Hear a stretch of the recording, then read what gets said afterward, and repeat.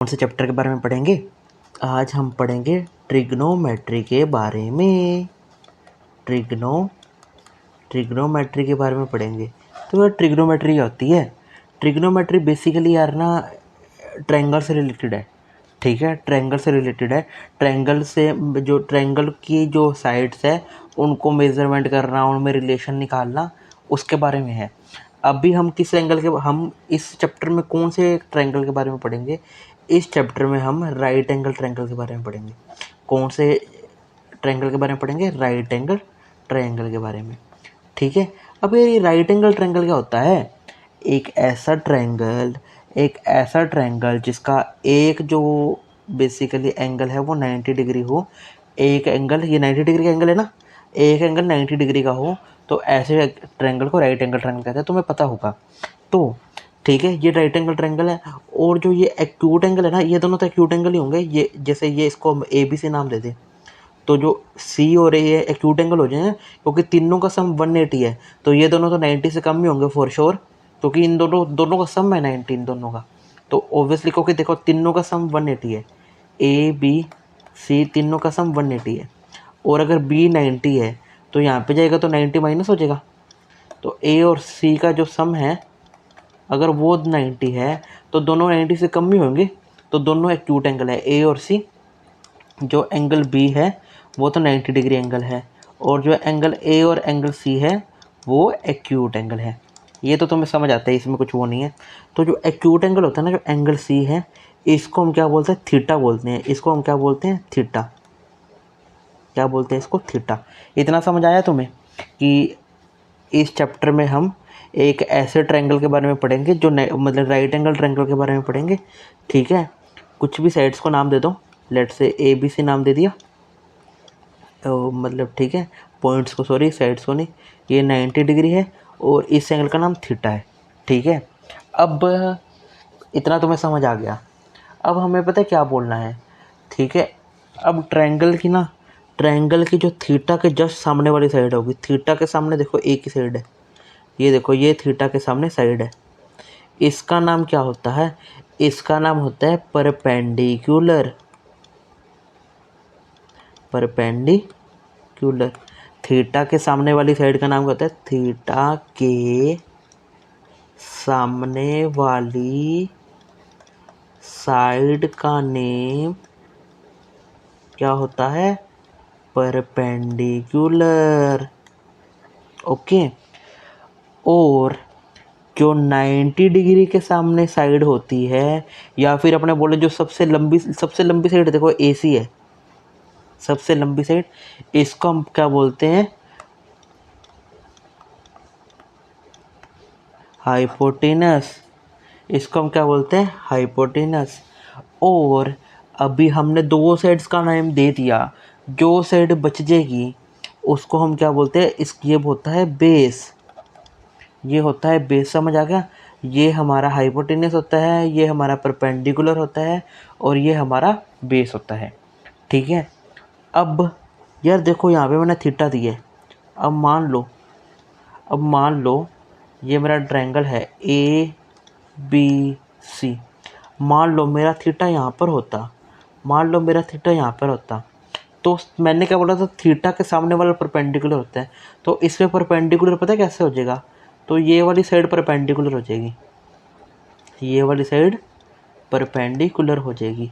तो यार मैं परपेंडिकुलर को ना P से दिखाऊंगा, हाइपोटेनस को H से दिखाऊंगा, बेस को B से दिखाऊंगा। आई होप इसमें तो तुम्हें कोई प्रॉब्लम नहीं होगी।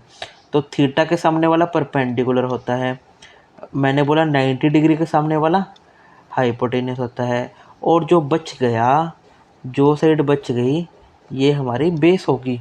ठीक है, इतना समझा गया? जो भी थीटा के सामने होता है वो परपेंडिकुलर, और जो 90 डिग्री के सामने, या फिर इसको ये भी बोल सकते हैं या तो 90 डिग्री के सामने, या फिर सबसे जो लंबी साइड होती है वो हाइपोटेनस होती है। सबसे लंबी AC ही है। इतना समझ आता है तुम्हें? अब यार इस चैप्टर में तुमने सुना होगा कुछ साइन थीटा होता है, कुछ कोस थीटा होता है, कुछ टेन थीटा होता है, कुछ कोसेक थीटा होता है, कुछ सेक थीटा होता है, कुछ कोट थीटा होता है। अभी मैं भी तुम्हें ना पता हो, ये कुछ चीज़ें होती है, sign theta, cos theta, tan theta, कुछ भी है, कुछ है चीज़ें। अब इनको फाइंड कैसे करते हैं, इनको फाइंड कैसे करते हैं, इसके लिए एक फॉर्मूला है। क्या फॉर्मूला है, P B P upon H H B. तो यार इसकी शॉर्ट फॉर्म क्या होती थी, इसकी शॉर्ट फॉर्म होती थी पंडित बद्री प्रसाद। क्या होती थी, पंडित बद्री प्रसाद। और इसकी क्या होती थी, हर हर भोले, हर हर भोले। ठीक है, तो ये कुछ ज़्यादा हार्ड नहीं है यार, ये तुम आराम से लिख सकते हो, हर हर भोले और पंडित बद्री प्रसाद। ठीक है, तो इसको याद करने के लिए मैंने बोला पंडित बद्री प्रसाद, पी से पंडित, बी से बद्री, पी से प्रसाद और हर हर बोले, हर हर बोले। तो तुमने ये याद कर लिया। वैसे यहाँ पे पी परपेंडिकुलर है, बी बेस है, एच हाइपोटेन्यूस है। ठीक है, तो अब होता क्या है, ये हमने ये वाला फॉर्मूला याद कर लिया, P B P upon H H B. ठीक है, जो ये होता है ना, ये हमारा साइन थीटा होता है। साइन थीटा ये मतलब ये वाला, ये मतलब ये वाला। तो साइन थीटा का फॉर्मूला क्या होता है, साइन थीटा होता है perpendicular upon hypotenuse, perpendicular upon hypotenuse. अब और ये हमारा होता है कोस थीटा। ठीक है, तो कोस थीटा का फॉर्मूला क्या होता है, कोस थीटा का फॉर्मूला होता है base upon hypotenuse, base upon hypotenuse. और हमारा जो टेन थीटा होता है, ये हमारा टेन थीटा होता है। तो टेन थीटा का फॉर्मूला क्या होता है, टेन थीटा का फॉर्मूला होता है परपेंडिकुलर अपॉन बेस। ठीक है, ऐसे ही हमारा जो ये हमारा होता है कोसेक थीटा, ये हमारा क्या होता है, एक मिनट, ये हमारा होता है कोसेक थीटा, ये हमारा होता है सेक थीटा, ये हमारा होता है कोट थीटा।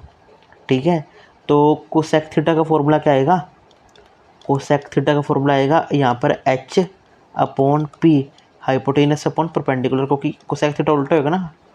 ठीक है, इसी टाइप से हमारा जो सेक थीटा होता है वो होता है हाइपोटेनस अपॉन बेस। इसी टाइप से हमारा जो कोट थीटा होता है वो होता है बेस अपॉन परपेंडिकुलर। तो यार तुमने बेसिकली ये फॉर्मूला याद करना है, तुम कुछ भी निकाल सकते हो। मेरे से किसी ने पूछा कोट थीटा का होता है, मैं कहूँगा कोट थीटा कहाँ पर है, कोट थीटा ये रहा, तो मैं कहूँगा बेस अपॉन परपेंडिकुलर होता है। मेरे से किसी ने पूछा कोस थीटा क्या होता है, मैंने कहा कोस थीटा यहाँ पर है, बेस अपॉन हाइपोटेनस होता है। बेसिकली पंडित बद्री प्रसाद और हर हर बोले याद करना है। इसके बाद sine theta, cos theta, tan theta, cosec sec cot, तुम इसको भी तुम्हें याद करना पड़ेगा। अभी साइन ये एक ये होता है, कोस ये होता है, टेन ये होता है, कोसेक सेक कोट। ठीक है, अब यही है। अब इस पे क्वेश्चन देखते हैं, हम इन पे क्वेश्चन देखते हैं तो थोड़ा सा ज़्यादा समझ आएगा। ओके, तो क्वेश्चन नंबर 1 देख, एक और चीज़, एक और फॉर्मूला डिस्कस करते हैं। यार तुम्हें पता है जो राइट एंगल ट्रायंगल होता है ना, तुम्हें वैसे तो पता होगा पाइथागोरस थ्योरम होते हैं, पाइथागोरस थ्योरम। ये राइट एंगल ट्रायंगल है, ये हमारा बेस है, ये हमारा परपेंडिकुलर है, ये हमारा हाइपोटेनस है। तो जो हाइपोटेनस का स्क्वायर होता है ना, वो परपेंडिकुलर के स्क्वायर और बेस के स्क्वायर के इक्वल होता है। ठीक है, ये जो एच स्क्वायर होता है P square plus B square होता है। ये फार्मूला तुम्हें पता होएगा।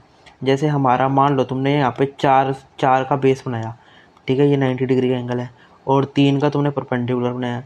जब तुम इस साइड्स को मिलाओगे ना, तो जैसे ये ए बी सी मान लो, तो जो ए सी का स्क्वायर होगा ना, ए सी का स्क्वायर मतलब हाइपोटेनस का स्क्वायर, वो ए बी का स्क्वायर मतलब परपेंडिकुलर का स्क्वायर, और बी सी का स्क्वायर मतलब बेस के स्क्वायर के इक्वल होगा। तो हमें अगर ए सी फाइंड करना हो तो ए सी का स्क्वायर क्या आएगा, ए बी मतलब 3 का स्क्वायर, बी सी मतलब 4 का स्क्वायर।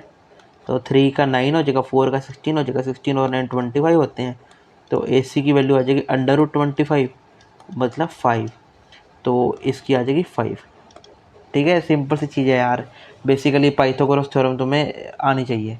अब हम क्वेश्चन नंबर 1 करते हैं। नंबर 1 देखते हैं। तो इसमें क्या, एक ना ए बी सी ट्रायंगल दिया हुआ है, वो राइट एंगल ट्रायंगल है। पहले तो हम एक राइट एंगल ट्रायंगल बिल्ड कर लेते हैं। ठीक है, ये मैंने एक राइट एंगल ट्रायंगल बना लिया, और इसका जो राइट एंगल, ठीक है, 90 डिग्री का एंगल है। तो इसने बोला है कि बी पे राइट एंगल है, बी पे राइट एंगल है, तो मैंने बी पे राइट एंगल दे दिया। बाकी किसी को भी ए बी और सी, ए और सी किसी को भी नेम दे सकता हूँ, कोई दिक्कत नहीं है। बोल रहा है कि ना ए बी जो है वो 24 सेंटीमीटर है, जो ए बी है ये वाली जो लेंथ है ये 24 सेंटीमीटर है। और क्या बोला, जो बी सी है वो 7 सेंटीमीटर है, जो ये लेंथ है ये 7 सेंटीमीटर है। और हमसे पूछा है साइन ए बताओ, कोस ए बताओ, साइन सी बताओ, कोस सी बताओ। सबसे पहले तो हमें ए सी की लेंथ निकालनी होगी। वी नो दैट, कौन सी थ्योरम से, पाइथागोरस थ्योरम से। We know that by Pythagoras theorem. ठीक है, तुम बोल दोगे हमें पता है पाइथागोरस थ्योरम से जो हाइपोटेनस का स्क्वायर होता है वो बेस के स्क्वायर प्लस परपेंडिकुलर के स्क्वायर के बराबर होता है। दिस इम्प्लाइज टू जो ए सी का स्क्वायर होगा वो ए बी के स्क्वायर प्लस बी सी के स्क्वायर के इक्वल होगा। जो ए सी जो सबसे जो हाइपोटेनस है इसका स्क्वायर इसके स्क्वायर और इसके स्क्वायर के इक्वल होता है। ओके यार, ठीक है। तो ए सी का square equal to A B कितना है 24 का स्क्वायर और बी सी कितना है 7 का स्क्वायर।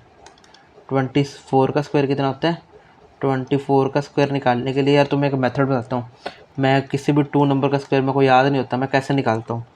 तो इसके लिए ना मैं पता क्या करता हूँ, इसके लिए मैं क्या करता हूँ, एक सेकंड रुको। 24 है ना, तो मैं एक तो 2 का स्क्वायर निकाल लूँगा, ठीक है। एक मैं निकाल लूँगा 4 का स्क्वायर, ठीक है। एक इन दोनों को मल्टीप्लाई करके डबल कर दूँगा, मतलब 4 2 जा 8, 8 2 जा 16। इतना समझ आया। मैं 2 का स्क्वायर निकाल लूँगा, 4 आया। मैं 4 का स्क्वायर निकाल लूँगा और इन दोनों को मल्टीप्लाई करके डबल कर दूँगा, ठीक है। तो 2 का स्क्वायर 4 आएगा, इन दोनों को मल्टीप्लाई करके डबल करूँगा तो 4 2 जा 8, 8 2 जा 16 और 4 का स्क्वायर 16। ये 3 चीज़ें आ जाती हैं। इसके बाद जो भी है ना इसमें सिर्फ 1 डिजिट रखूँगा लास्ट वाली, बाकी सब कुछ इसमें प्लस कर दूँगा। तो ये 1 है, तो ये क्या बन जाएगा, ये 17 बन जाएगा। अब इसमें भी सिर्फ 1 डिजिट रखूँगा, बाकी सब कुछ इसमें प्लस कर दूँगा। तो ये क्या बनेगा 5 और यहाँ पे क्या बचेगा 7, यहाँ पे क्या बचेगा 6। तो 24 का स्क्वायर 576 आ गया। अब जैसे किसी और नंबर का देखते हैं, एग्जांपल के लिए मेरे को 76 का स्क्वायर निकालना है, तो मैं पता क्या करूँगा, 7 का स्क्वायर निकाल लूँगा और मैं 6 का स्क्वायर निकाल लूँगा और मैं इन दोनों को मल्टीप्लाई करके डबल कर दूँगा। 7 से क्या करता है 2 × 7 × 6, मतलब इन दोनों को मल्टीप्लाई करके इसका डबल कर दिया। तो 7 का स्क्वायर करता है 49, 6 का स्क्वायर 36 और ये कितना आएगा,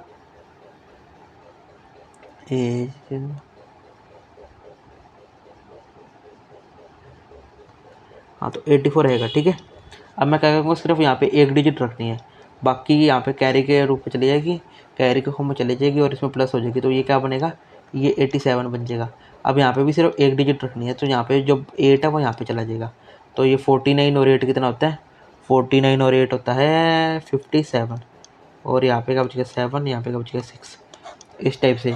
तो बेसिकली यार स्क्वायर निकालने का एक मेथड था, तुम आराम से निकाल सकते हो, इतना कुछ वो नहीं है, ठीक है। अब मेरा 24 का स्क्वायर क्या है, 24 का स्क्वायर मैंने निकाला था 576। 7 का स्क्वायर मेरे को याद है 549 होता है। वैसे तो 24 का भी याद होना चाहिए, बट अगर बाई चांस अगर ना भी याद हो तो इन दोनों का प्लस करेंगे। 6 और 9 कितना होता है 15 और 1 कैरी आ गई, 7 और 4 11, तो 12 बन जाएगा। 1 कैरी आ गई 625, तो ए सी का स्क्वायर 625 आ गया। ए सी कितना आ गया √625, तो ए सी की वैल्यू कितनी आ जाएगी 25। 625 का √25 होता है ना, तो ये मेरी आ गई 25। मेरे पास तीनों साइड्स आ चुके हैं ट्रायंगल की। अब मेरे को साइन ए और साइन को से निकालना है। साइन ए का मतलब क्या है, साइन ए का मतलब है जो एंगल ए है ना, एक सेकंड रुको, साइन ए का मतलब क्या है, जो एंगल ए है वो एक्यूट एंगल वो थीटा है, एंगल ए थीटा है। ये एंगल जो ए है ना वो थीटा है। तो जो भी एंगल थीटा होता है उसके सामने वाला क्या होता है, उसके सामने वाला होता है परपेंडिकुलर, ठीक है। 90 डिग्री के सामने वाला तो हमेशा हाइपोटेनस होता है, या फिर जो सबसे लंबी साइड होती है वो हाइपोटेनस होती है, और जो बच जाता है वो होता है बेस, ठीक है। तो मेरे को साइन ए निकालना है। साइन ए के लिए मेरे को एक वो फॉर्मूला पता है, पंडित, एक सेकंड यार, पंडित बद्री प्रसाद अपॉन हर हर भोले। तो ये मेरा होता है साइन और ये मेरा होता है कोस। अभी तो साइन और कोस निकालना है, तो मैं बोलूँगा साइन ए क्या होगा, परपेंडिकुलर अपॉन हाइपोटेनस। तो साइन ए के लिए परपेंडिकुलर क्या है, साइन ए के लिए परपेंडिकुलर ये है BC। तो और हाइपोटेनस तो हमेशा सेम ही रहता है AC। तो BC की वैल्यू कितनी है 7, AC की वैल्यू कितनी है 25। तो मेरा साइन ए की वैल्यू ये आ गई। ठीक है, अब मैं कोस ए की वैल्यू निकालता हूँ। कोस ए की वैल्यू क्या आएगी, base upon hypotenuse, base upon hypotenuse. तो बेस मेरा क्या है, बेस मेरा इसके लिए है, अगर थीटा ये है तो ये परपेंडिकुलर है, ये बेस होगा। बेस मेरा है AB और मेरा हाइपोटेनस क्या है AC। तो AB अपॉन AC, AB की वैल्यू 24 है और AC की वैल्यू 25 है। तो मेरा फर्स्ट पार्ट तो हो गया। अब सेकंड पार्ट देखिए, साइन C और कोस C निकालना है। तो साइन C और कोस C के लिए पहले तो हम इस ट्रायंगल को कॉपी कर लेते हैं, इस ट्रायंगल को कॉपी कर लेते हैं। ठीक है, एक सेकंड रुको, ये हमारा ट्रायंगल है। अब यार ये ट्रायंगल को ना लेट से हम दोबारा रीबिल्ड कर लेते हैं, इस ट्रायंगल को हम दोबारा रीबिल्ड कर लेते हैं। ठीक है, ये मेरा A है, ये मेरा B है, ये मेरा C है, ये मेरा 90 डिग्री का एंगल है। तो इसके सामने वाला तो हमेशा हाइपोटेनस होगा और इसकी वैल्यू हमें 25 दी हुई है और हमें बेस की वैल्यू, इसकी BC की वैल्यू 7 है और AB की वैल्यू 24 है। अब हमें C एंगल के लिए पूछा है, हमें किस एंगल के लिए पूछा है, C एंगल के लिए। ठीक है, C एंगल अगर थीटा होगा तो इसके सामने वाला परपेंडिकुलर होगा और हाइपोटेनस तो हमेशा 90 के सामने वाला होता है। जो बच गया वो हमारा बेस है। अब यहाँ पे देख रहे हो, ये इस वाला एंगल A के लिए ये बेस था, बट एंगल C के लिए ये बेस हो गया। ठीक है, बेसिकली थीटा के सामने वाला परपेंडिकुलर होता है, उससे याद कर लेना। तो हमें क्या निकालना था, हमें निकालना था साइन A। साइन A के लिए मैं क्या वही फॉर्मूला लगाऊंगा, पंडित बद्री प्रसाद अपॉन हर भोले। तो ये मेरा साइन होता है, तो ये क्या होगा, परपेंडिकुलर अपॉन हाइपोटेनस।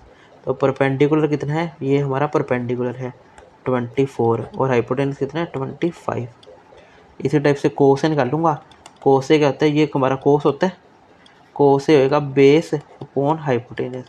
तो हमारा बेस कितना है, बेस हमारा 7 है और हाइपोटेनस कितना है हमारा 25। बस हो गया। तो नेक्स्ट क्वेश्चन देखिए अब।